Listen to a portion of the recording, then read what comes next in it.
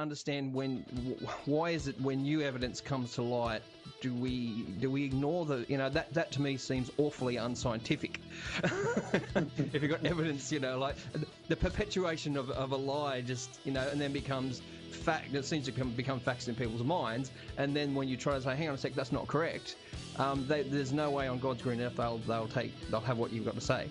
It's a question that I find fascinating because I've just finished my master's degree in history down here, and what you say is very interesting. Once something gets accepted as being the status quo, whether it's or who discovered the east coast of Australia or whatever, it's really, really hard to change that. It's as you say, it's unscientific and unprofessional, but people tend to hang on to the status quo desperately. And I guess this brings me to my next question, which you may roll your eyes at. But the Gympie Pyramid mystery is one that really, really fascinates me. And I know that you did a preliminary sort of paper on the Gympie Pyramid. Are you aware of the Gympie Pyramid, Nathan, at all? No, mate, I haven't. Not so much, really. Would you explain to us briefly, Greg, about the Gympie Pyramid at all? Yeah, sure. No, I'm not rolling my eyes, but no, I think. Look, the Gympie Pyramids is another thing that again, it's fascinating. It's a stone structure. Well, it's a series of structures that have been built into the side of a steep conical ridge ending in the form of terraces. And huge amount of work and a huge amount of stones being moved to actually create these terraces that get more and more sort of large stones in them as you get closer to the peak. I suppose it covers about, 10 acres, and there's all the substructures that are like turrets, like little sort of turrets in the walls, and it's a really weird structure. And the academic explanation is based on someone that spent 15 minutes there, and they decided that it was terraces that were made to grow grapevines on, but in actual fact the slope is facing south, which means it's in shade in the summer. It's the soil's crap and all this sort of stuff. The amount of stone that's been used to make these terraces is prodigious. There's hundreds, maybe thousands of tons. I didn't realise it was that big, because I haven't been there. I've only seen I think a few pictures that you've got on the web, and I think there were some young guys that must have snuck out there and made a quick video of it, and that's all I've seen. But what you're saying is that it's really, really big. So I didn't think it was anywhere near that size. And when I say it's that size, the total area of the terracing encompasses about that amount. Yeah. Wow. And but it's not like like an Inca pyramid or something like that. It's a fairly primitive. It looks like something that someone's or a group of people have made with the barest of essential tools, but with something very special in mind. So it's a very enigmatic structure, which was definitely there before white settlement, but there's no way it could be associated with the Aborigines because they didn't make those kind of structures. So yeah, it's a bit of an enigma, and then it's the fact that it's stuck in the middle of one of the richest gold fields in the world is also interesting. The way you describe it there almost sounds like it's a defensive or a sort of thing as well. Would that make any sense to you in your theory of it? Yeah, well, looking at it, that was because it's at the end of a ridge, a stony ridge, and it's got steep sides all around, and you could actually make a defensive sort of interpretation of it. But we searched it really carefully, and we just couldn't find any artifacts that suggested there'd ever been a fight there or anything, there just wasn't there. But we did find things like evidence of the smelting of iron ore. So there's a vein of iron ore, very rich iron ore, not a big vein, but a substantial one. And we found absolutely irrefutable proof that iron ore had been mined and smelted, So there was a lot of unusual things happening there, and it's very unexplained. So again, where ignorance is bliss, by the sounds of it as well. Yeah, well, again,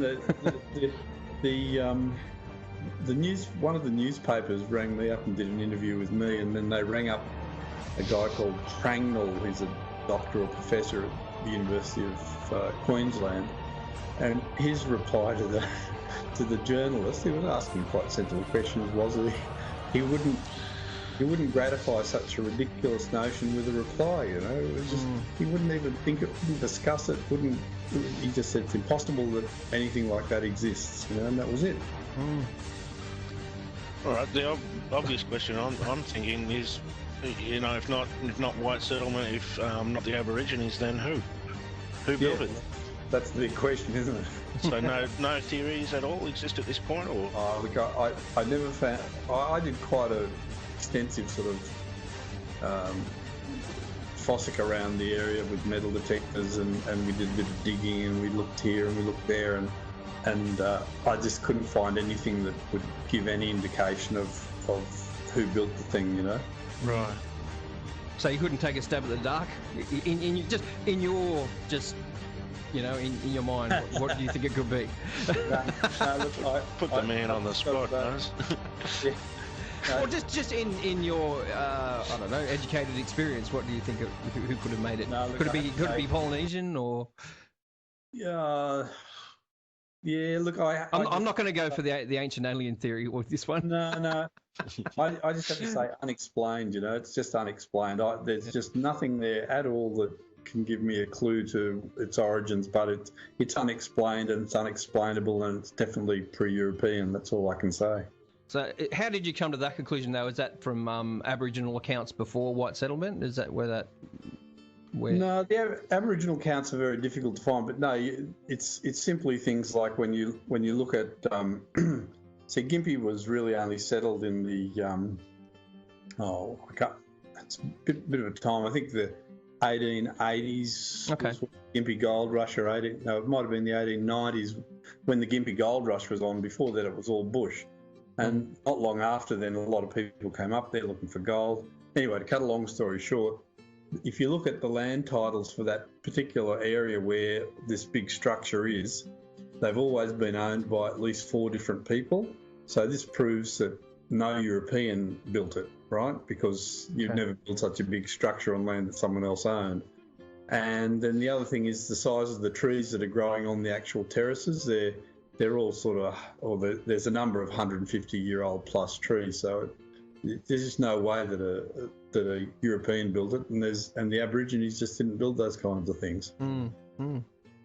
I'm just looking on your website now, and the bronze statue that was found not far from there, was it Tibetan or Burmese origin? Yeah, that's right. Yeah, it's from that area. Yeah, but again, see, the problem is the people who found it, they're well-meaning. They just sort of found it and then they didn't make a note of its context. So archaeologically, you can't put it in a context. So if they'd noted exactly where they found it, and then I could go back and dig around, but they just sort of picked it up and went, oh, wow, this is interesting, and then it eventually found its way to me, and I had to look at it. But I mean, well-meaning amateurs are great, but it is a problem because you can't put that in a context, you know. Sure. And then you've lost that too. Yeah. I noticed there also that you're saying, no, it wasn't there, it was somewhere else. Was it the local historian who was handed some of these things, and says something there about if they'd been given to the museum, they would have been put in a box somewhere and lost, more or less? Yeah. Is that... That's what happened. Sad but true. Yeah, it is. No, I mean, every museum has vast warehouses of stuff in boxes, and no one knows what's in them. You know, I mean, that's across all the world. So you just because I can't find a niche, I can't find a pigeonhole to put it in. It just gets filed away. Have you? I mean, I've done a few. I've been down there a few times. Have you ever had a look at the Egyptian hieroglyphs in the Brisbane Water National Park in down near Gosford?